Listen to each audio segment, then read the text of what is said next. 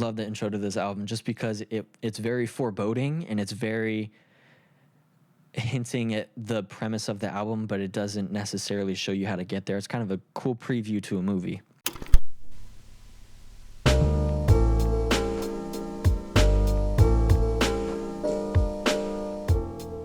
What's up? Welcome back to the, what is it? 17th episode, I believe? Yeah, 17th episode of the Resolution Podcast.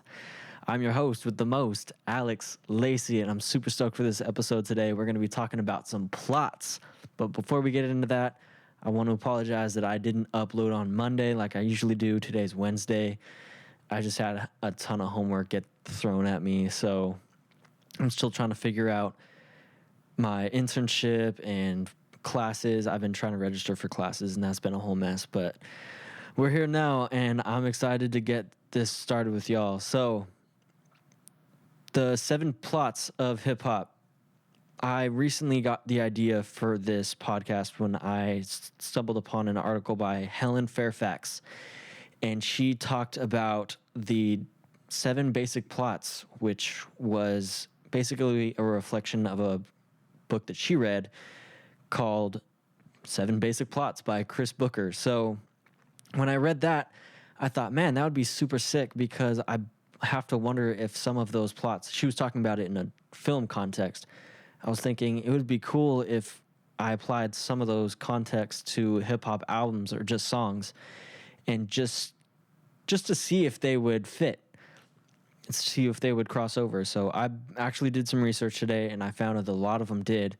Most of them, I think only one of them didn't. So that was really interesting, and that was really encouraging, just because I got to see how they were carried over, and maybe you can use some of these ideas in your next album or song. The 7 that she broke down was, number 1, Overcoming the Monster. Number 2, Rags to Riches. Number 3, The Quest. Number 4, Voyage and Return.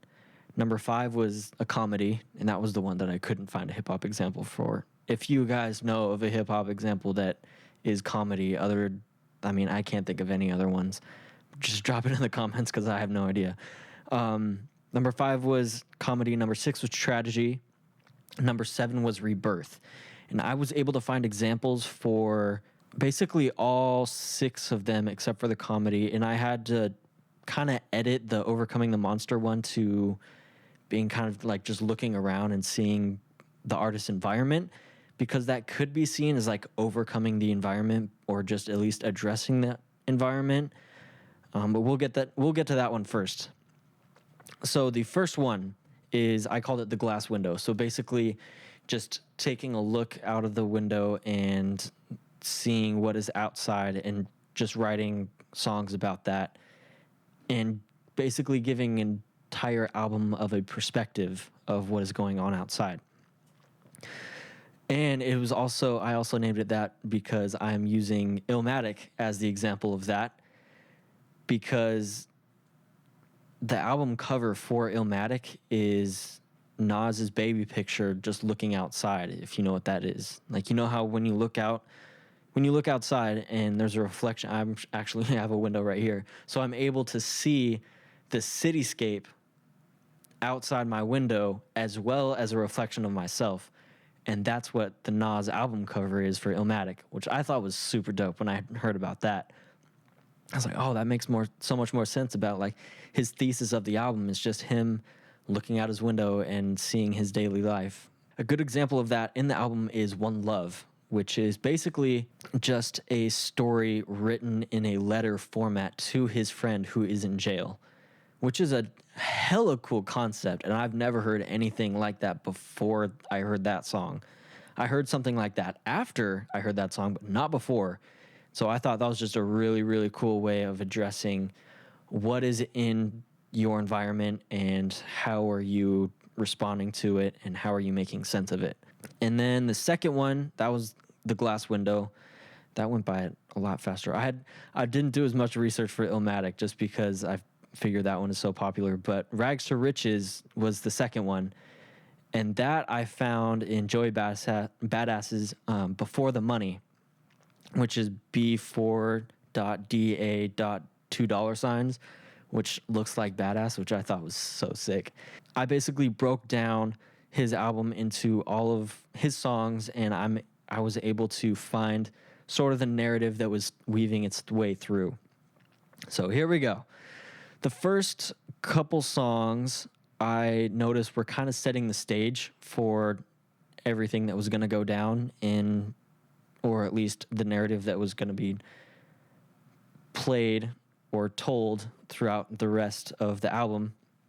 So the first 4 songs were Save the Children, Greenback, which was that interlude of the kid trying to like sell candy to get that money, and Paper Trails, and then Peace of Mind, which Peace of Mind was that other song that I heard after One Love that reminded me of One Love, because it was One Love by Nas, because he was talking about, he was literally, the beginning and end are a phone conversation that he has with his friend who's incarcerated, and he's basically playing the song that he dedicated to his friend that was incarcerated, to his friend that was incarcerated. So that was it was a pretty cool like fly on the wall moment.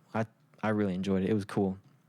So I recognize those 4 things as kind of setting the stage for the tracks going forward. Just kind of saying, Paper Trails, there's a line, the main hook in Paper Trails is cash ruins everything around me, which is a play on words of the classic Cream by, I actually just wore that shirt today. I have like a Dare shirt, but instead of Dare, it's Cream, and in white letters it goes, get the money, dollar, dollar bill. Yeah, I love that shirt. It's so cool. Shout out to my dad. He got that for me for Christmas.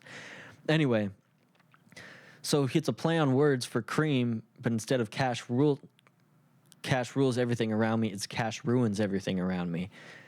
Basically saying when you're growing up in low income communities, then cash does ruin everything around you. And he gives a lot of examples in that song, which if you haven't heard it, I highly recommend it. It's DJ Premier Production, which is, classic DJ, classic producer. Highly recommend you go check that out. That whole album, first of all, I recommend all of these albums straight off the bat. This one is so good. I was listening to it a lot over COVID. Anyway, I'm getting off track.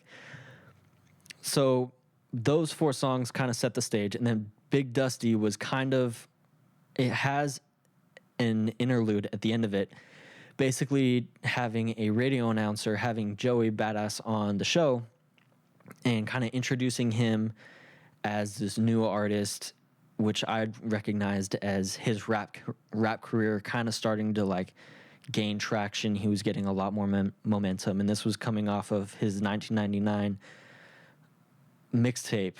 Was that a mixtape? I think that was his mixtape album. So it got a lot of notoriety, so it was just coming off the heels of that. Next song was Hazel's View, which it talks a lot of, the hook was, hey Jesus, how something about seeing you in my Hazel's view, or I hope that I can, what I saw that as is like a spiritual audit of what do I want to use my rap career for? How do I want it to uplift others? What is my purpose of it? How can I make this world a better place using my voice? Which that's why he's asking for guidance. Asking for guidance from Jesus, just so he can get that spiritual enlightenment. And then Like Me is definitely more addressing the social, political, and personal issues. I can't remember some of the lyrics, but he definitely got into, he can be a pretty political artist, so, which is not a bad thing. We definitely need political artists like that.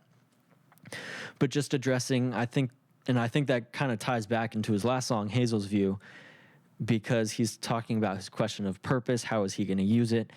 And it seems like this next song, Like Me, is addressing possibly a solution to that question that he had, which was, my purpose is to address like social, political, some personal stuff I got going on, so I can help people on a social level, on a big social level, and like get really personal with them, help them from what they're going through. Next one was Belly of the Beast. And that was talking about I saw that as kind of like a, hey, let me introduce you a little bit more of who I am, where I come from. He was talking about the background and influences, which he's also Jamaican. I mentioned that in my podcast with Dr. Zachary Walmark, which was awesome. I will leave it in a link. I think I can put it up here, one of the corners. So that was a really cool one, talking about his influence and how he's Jamaican, which also ties in with hip hop as a culture at large, because a lot of hip hop was originated in reggae and pulls from a lot of Jamaican cultural significance. So it was really cool to see that tie. Then number 99, talking about the 99 is meaning everybody else, and then, the top 1% or the elites of the country. He was getting into talking about policing and how they're also part of that, or at least cater to that 1%, and basically dissing the law enforcement and things like that, which that's just a product of where he came up in. Like, that was, when you come from a high crime area, that's going to happen. And of course, I'm not gonna get too political. I'm just saying, like, that's his perspective. That's what he came from. And then Christ conscious, and it seems like he's addressing these social issues, he's wanting to become more Christ-like, and that's how he's gonna use his rap career even more. So addressing those social, political, and personal issues, he's also trying to be more Christ-like, which Jesus also did when he was around. So it makes sense on that level as well. And then the next song, On and On, it kind of gives me the same vibe as Sing About Me by Kendrick Lamar on the Good Kid, Mad City album. He was talking about if I'm gone, kind of the same message as if I'm gone tomorrow, this is the legacy I want to live. This is the legacy I want to leave. This is the impact I want to have. And he's talking about his best friend, Steezy. Capital Steez was his friend who committed suicide when he was way too young. But I can't remember how long ago it was before that album was released. But it definitely took a toll on Joey, and you can hear that in his lyrics in his other albums. It definitely impacted him wildly. And he talked about kind of being on the astral plane, kind of buying a ticket to getting on the astral plane. So just taking off. That could also be seen as him taking off in the direction of his career, but also astral, meaning like otherworldly or heavenly. So that's kind of what I got from that. And then 120 Escape. In those lyrics, I definitely interpreted a lot of dissecting the responsibilities of his new fame, how he needs to hold himself, the standard that he needs to keep. It's just not being exactly what he thought it was going to be, which also ties into the next song, Black Beatles, which breaks down his low self-esteem and how stardom isn't what he thought it was going to be. And now he's not, I wouldn't say regretting it, but it's taking a toll in ways that he probably didn't consider when he was just starting out. And that also ties into, it seems like the last four songs were touching on almost another narrative and almost recapping all the others. The next one, and that was OCB, Curry Chicken, Run Up On Ya, and Teach Me. So OCB was him kind of reminiscing on the old days, and that's Only Child Blues. That's what that stands for, which also OCB, I think if I did my research right, it is also like a type of rolling paper for weed. So, I mean, that was a pretty cool play on words, I thought. So reminiscing on the old days, and then he's got some audio with him talking to his mom and just talking about how he was raised. And basically, what did he say? Like, one of the last lines was, go, like, Joe, somebody go clean your room. Like, basically somebody telling him to clean his room. So it's a pretty cool way to talk about reminiscing after the fame. And then Curry Chicken was him talking about basically like, Mom, I'm not going to let you down, which if I was to look at that song as a scene in a movie, it would probably be like the Toy Story 4, like Andy's leaving for college type thing, where like, okay, I'm leaving, I'm good, you did right, Mom, I'm not gonna let you down.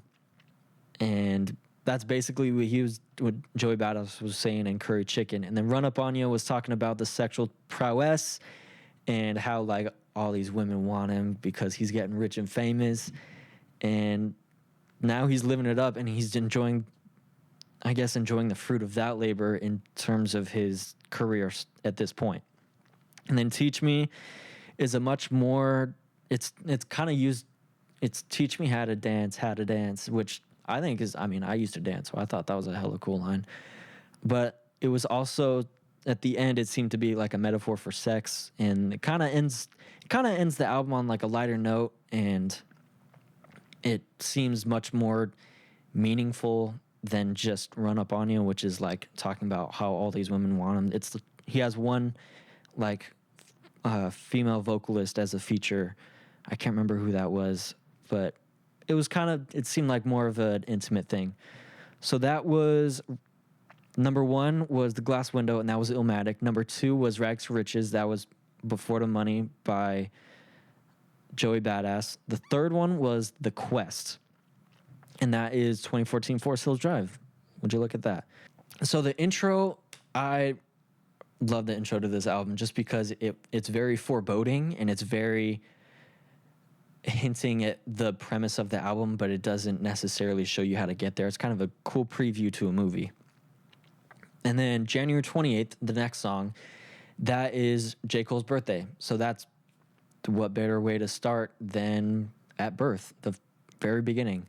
So he takes you from birth to Wet Dreams, was just talking about a story in high school where he like basically talking about how he lost his virginity, which was, I thought like the writing in that song and the storytelling was super cool. 03 Adolescence was, if you do the math, J. Cole was born in 1985. 03 Adolescence, he would be 18. So this is his senior year of high school, and he has a conversation with his friend in that song, and that's kind of where his journey forks in the road compared to some of his friends, where his friend like gives him a reality check and says like, yo, like, why are you trying to be like me? I'm trying to be like you. Like, you're going to go off and get a degree. I'm going to be like selling weight, which is like selling drugs. I'm going to be doing this, and you're like going to make a life for yourself. And then Tale of Two Cities, the next song, is basically two different views on where he grew up, which was Fayetteville, North Carolina. Basically, one of them is like somebody who's like selling drugs, and the other one who's trying to better their craft.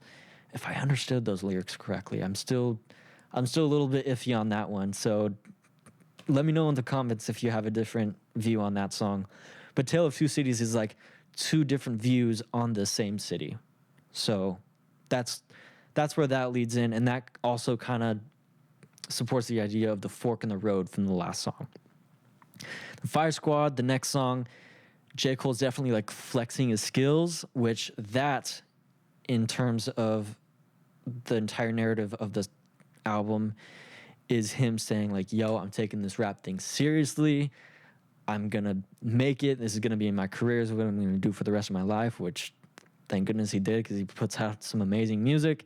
And the next one is Saint-Tropez, excuse me. And that's if you don't know what that is a place in France, which has been, in terms of other like songs mentioning it, it's definitely a symbol of status and success and riches. So him mentioning that place is going from rags to riches, honestly. But this is still the idea of the journey. So it's him going from rags to rich, his career taking off, and he's like getting to travel the world, go to all these extravagant places. And then in GOMD, he starts to become really arrogant and kind of flaunts his wealth. And typically what most artists that are blowing up, what they do with their money, they're just like, yeah, spend it on everything.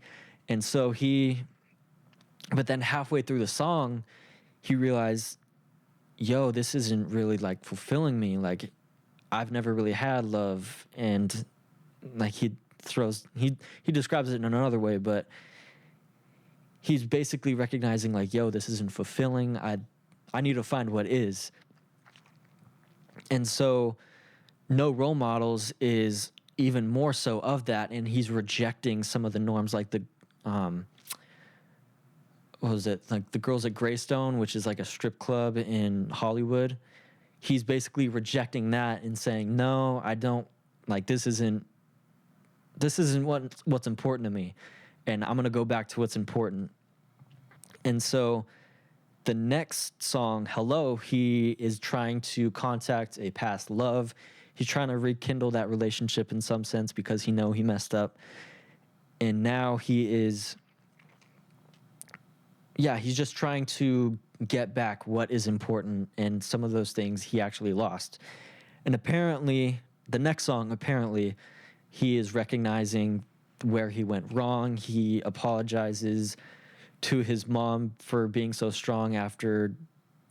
He's apologizing to his mom because he left her, and he was like, how could you be so strong to go through all that without me, without anybody by your side? Like, I feel so bad. And he's also recognizing what his girlfriend, he is recognizing what a blessing she is in his life.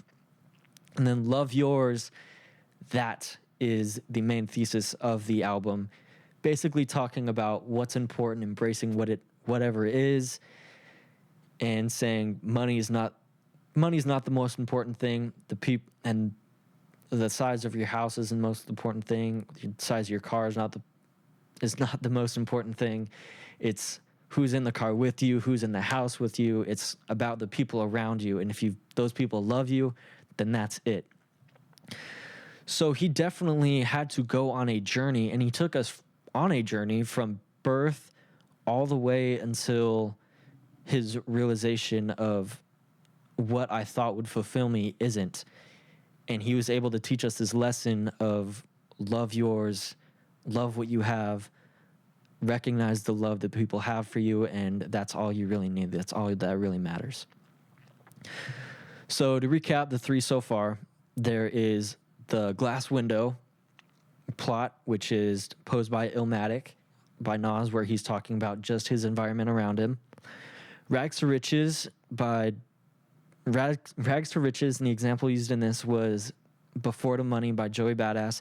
He was talking about basically where he came from and how he blew up.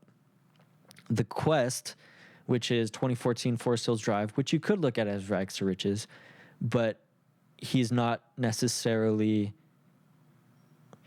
still having to go on a quest, and he's telling us exactly like years and like 03 adolescence. He was 18. He was born on January 28th. So he's giving us a journey and then telling us what he's learned from that journey that completely changed his life. Next, we have Voyage and Return. So for this one, I looked at To Pimp a Butterfly by Kendrick Lamar. But first, before I get in, I'd really only heard two songs. This is going to be more of a song one. I heard two songs that implemented that, but I believe that they really started from a part in Good Kid, Mad City. And that part in Good Kid, Mad City is when Kendrick Lamar's mom was telling him, hey, listen, you have a story to tell. Tell these black and brown kids in Compton of where you came from and encourage them to do better and encourage them that there's a life out of here, and just let them know that there is positivity to be had. And that's what I believe he really tries to do in his very creative way in his next albums going forward. In King Kunta, which is definitely, it's interesting how he does this, because it's much more of like a negative, arrogant way. In the very beginning of the song, it's like, yo, K-Dot, back in the hood. And so he's coming back home after all of this is success from Good Kid, Mad City. But it's definitely much more of like, yo, you guys were sleeping on me. Like, what the hell? What are you guys doing now? So it's definitely much more of a like prove yourself type thing. But then later in the album, he goes on a trip to Africa in Johannesburg, I believe. He meets this kid, and he said he resembles him with hand-me-down sneakers and things like that. And he says, tell your homies to come back home. And referencing like this is like Africa. And I think the symbolism in that is tell them what you've learned and bring them the sort of peace that you've been able to gain from your success, and tell them what you've been able to learn, because they would not be able to learn what you've learned because they haven't had the opportunity to travel the world and affect the people and the hearts and the minds that you have. Tell them what you learned from it to make their lives better and to make an impact on your community. So that's the one I depicted for the coming back home. Basically the voyage and return, the classic heroic story. So we have The Glass Window, which is Illmatic, Rags to Riches, which is Before the Money, The Quest, which is 2014 Forest Hill Drive, Voyage and Return, which is To Pimp a Butterfly, and then Tragedy, which I picked For Your Eyes Only by J. Cole. And while I was doing my research for this one, I heard a couple things that jumped out at me that I didn't hear otherwise that I think also carried the narrative. So let me break down the songs for this.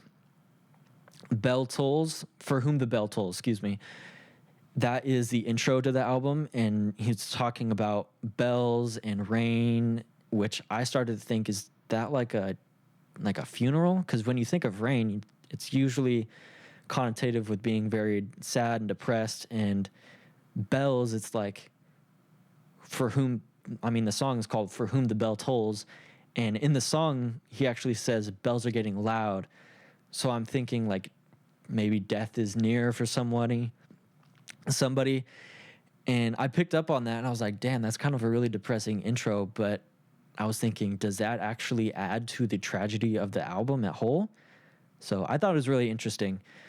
And then Immortality, the next song, is basically about his young ambition and how he is basically like getting the money, like immortality.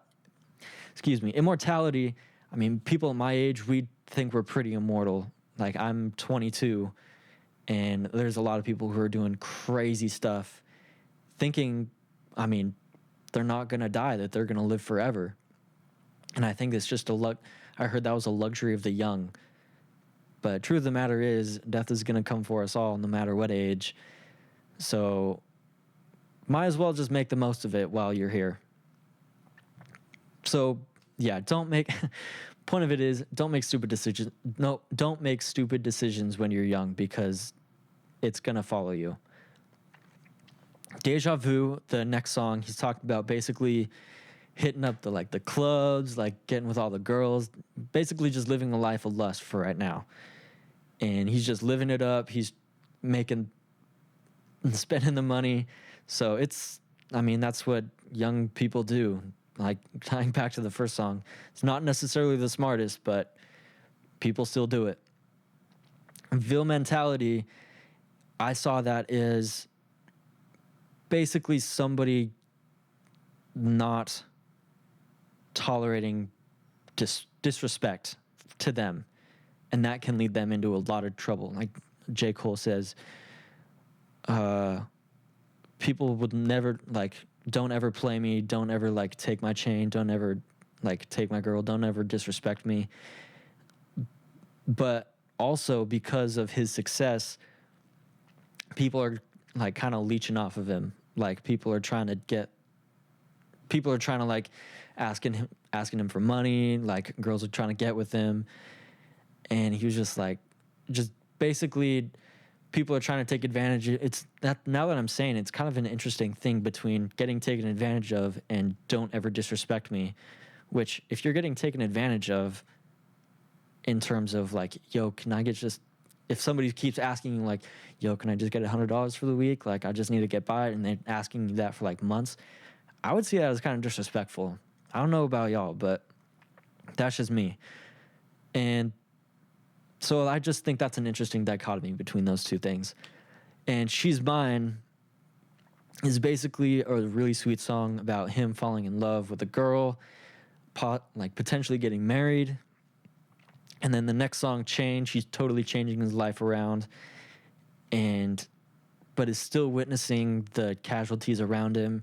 And in that very end of the song, there's actually a snippet of a story of how his friend James dies, and there's like a eulogy at his funeral, and it's super sad. And the same thing, even though he's changing his life around, he still recognizes racism in his environment, which is when the neighbors call law enforcement, and like a SWAT team literally shows up at his house, and for no reason at all, really.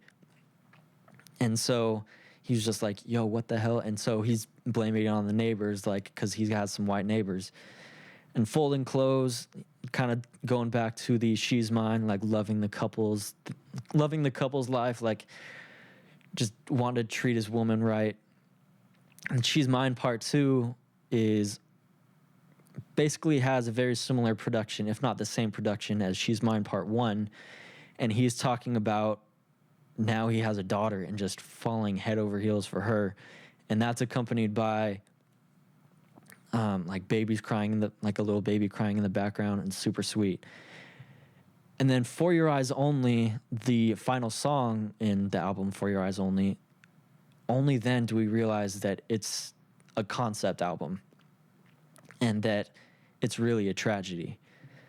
Basically, the story behind For Your Eyes Only, basically the narrative arc of the song, not the album, this is song For Your Eyes Only, is J. Cole's talking to this guy on the phone. We don't know who he is. And he transitions into basically talking to Jermaine. So then we start to see, this entire story, J. Cole was telling the story of somebody else. And only then do we realize that main character that J. Cole was acting as is now talking to J. Cole, and probably just told him the whole story that we just heard on that album. And then that ties into the bells in the intro, because we start to think of like, this is a funeral, which I need to say before I say that. We hear this main character saying, yo, I've been having premonitions. I think my time is coming soon. I don't know when it is, but listen, these stories that I'm telling you, play them for my daughter so she knows that that I really tried. And then we think of the bells in the very beginning, which add to the idea of a funeral. And then we think of Ville Mentality, there's an audio of this girl talking about saying, I wish my daddy was here. And I would go in my room and I would just say, I wish my dad was here. Which is super strange, because he had a daughter in She's Mine Part 2, and in For Your Eyes Only, he was saying, listen, if I die, play this for my daughter. So I'm thinking the audio in Ville Mentality is actually his daughter, which is mind-blowing. And then in the story in the song Change, the story at the end where his friend gets killed potentially could be part of the reason why he is killed. So that could be like another very subtle reason why he felt the way he felt. It could be either he saw that and was like, that could happen to me, or he saw that as a very real way of connecting to his own death. Like, say, maybe that guy that got killed in Change, his name is James. Say it was like James's brother heard about this and he blamed the main character of this story and was like, yo, I'm gonna like get revenge on him, get him. And that's what he's saying, like, I have a feeling that my time is coming soon. So that's what this main character could be thinking. We don't know. But that's how this story is a tragedy. It just ends on a really real and sad note. All right, the sixth album that we're going to look at today, the sixth plot that we're going to look at is the idea of rebirth. And I think the album that really encapsulates that is also a Kendrick Lamar album, Damn. And I'm going to break down the tracks really fast. Blood, that talks about kind of the whole thesis of the album, which is wickedness or weakness. DNA, he starts to get pretty arrogant and defiant. So in that song, we're thinking, oh, he's probably picking wickedness. And then Yah, which is short for the next song, Yah, which is short for Yahweh, which is another name for God. Yahweh's trying to get in contact with Kendrick Lamar, but Kendrick Lamar isn't picking up. In the next song, Element, he's talked about his Kung Fu Kenny, and he's saying, like, listen, I would die for this rap stuff. Like, this is all of me. Like, don't take me out my element. Feel, the next song, is talking about, yo, nobody's praying for me. Like, I feel so alone. Like, I feel like so many people have been out of pocket, and I'm just feeling upset. Loyalty, featuring Rihanna, that song is basically talking about who can I be loyal to, and how do I know I can be loyal to them. And then near the end of the song, he says, who tell me who are you he says something about God being the only one who is worthy of being loyal. He says that's what God foe in terms of like being loyal. So that's that song. Pride, the next song, is very like melancholy and humble, I guess, if you will, which is the interesting dichotomy. And then Humble, the next song, right after Pride, is very arrogant and very prideful and very aggressive. And he's talking about like, yo, sit down, like be humble, like commanding people to be humble, which is pretty prideful, which again speaks to the creativity of Kendrick Lamar. He's just talking about the dichotomy and the contradiction between the two. The next song, Lust, he's basically breaking down lustful routines of both men and women in his community, and he's breaking that down and just saying, like, yo, we just get in these routines and we just keep doing them and doing them and doing them, and it's killing us. And there's a bit of like social commentary of like, when are we, like, we're just stuck in our ways. So it's very, and it says, we're stuck in our ways, we lust for what we continually do. And then the next song, Love, which again, there's the same dichotomy, like the loyal or humble, pride, humble, and then lust, love. Love, he's talking about the love for his wife and how he's on the way. That was one of the last lines of the song, which is like a super cool ode to her. Shout out to her. And XXX speaks on America's history with violence and hypocrisy. And there's a line that basically encapsulates this. I'm drawing on Dissect again because I love that podcast. I haven't listened to it in a while, but I got to again. Basically talks about, listen, hip-hop is the reflection of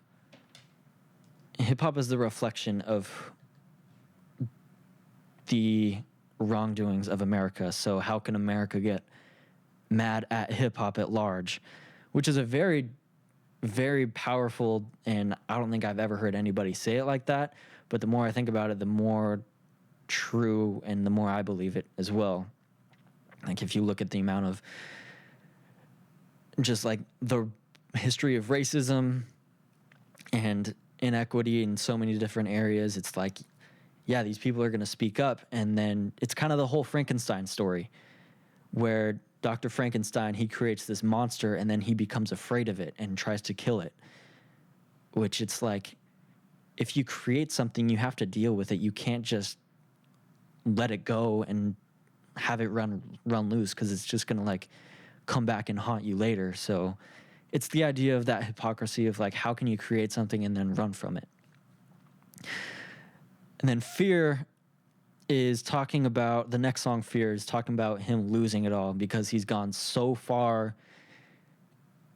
and he's been so successful. He's like, what if I wake up tomorrow and somebody in my accountant tries to rob me? Like, my accountant basically steals money from me. Or what if I lose my creativity and I'm not able to rap anymore? I mean, I can only imagine the amount of pressure that he is continually going through every single day to keep that and maintain that level of creativity and that level of skill. It's got to be insane. I don't think I've ever really thought about it like that, but the amount of stress that is just off the charts. Anyway, the next song is the song that establishes this as Rebirth. It's called God, and he's talking about how he's like, this what God feel like, and it's a very like upbeat, happy song, and a lot of happy chords, and he's just saying, this what God feel like, and just saying this is what I'm all coming back to. This is the rebirth and the resurgence of basically my faith, which he also does in a similar fashion in To Pimp a Butterfly and in Good Kid, Mad City. In Good Kid, Mad City, it was the lady in the parking lot, and he was basically said the prayer with her. In To Pimp a Butterfly, it was the homeless man in How Much a Dollar Cost. He was basically, the one man was asking for $1 and then reveals himself as God. And then in this one, he is more or less accepting God and going to him and being rebirthed in his faith through that. And in Duckworth, the last song on that album kind of gives the story behind why this album is so important. And if you don't know the story, I'll break it to you right now. Kendrick's dad, actually no, I'll say it this way. Kendrick's record label owner that signed Kendrick, he used to be like involved with like drugs and violence, and just not a very safe life. And he would go to this KFC, and Kendrick's dad actually used to work for that KFC, and there was a couple times before Kendrick's dad started working there where TDE, the owner of Kendrick's label, would rob it. And Kendrick's dad got wind of this and said, yo, okay, I'm going to try to make amends with this dude.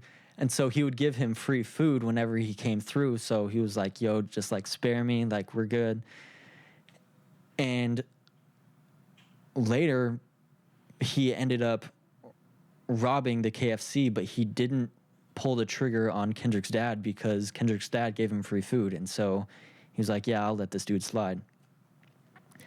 And if it weren't for the generosity of his father and the mercy of his record label owner, then Kendrick Lamar wouldn't be here today. We wouldn't hear any of his music at all, ever. And so it was the idea of being humble and generous. And to answer the question in the very beginning, is it wickedness or weakness? Kendrick's dad showing weakness basically provoked mercy and generosity in TDE's record label owner, or then wasn't, but now is. So it's I thought it was probably one of the most mind-blowing stories of how generosity can quite literally save a life. So I'm going to recap all 6 of those really fast.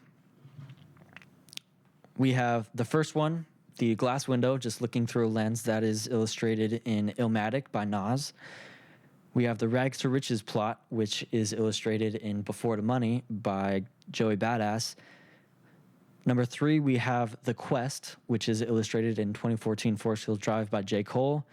Number 4, we have The Voyage and the Return, as illustrated in 2 songs in To Pimp a Butterfly, King Kunta and Mama, and that is by Kendrick Lamar. We have Tragedy illustrated in For Your Eyes Only by J. Cole. And finally, we have the Rebirth plot, which is illustrated in Damn by Kendrick Lamar. So, yeah, those are all 6 plots for you guys. And oh my Lord, this thing is going way longer than I thought it was going to. But it's all good. I really hope you all got some good value from this. If you have any other plots that you notice in any albums or songs, drop them in the links. Drop them in the comments below, and I'll get to them. I'd love to hear them. And till next week, I'll see you then. Peace.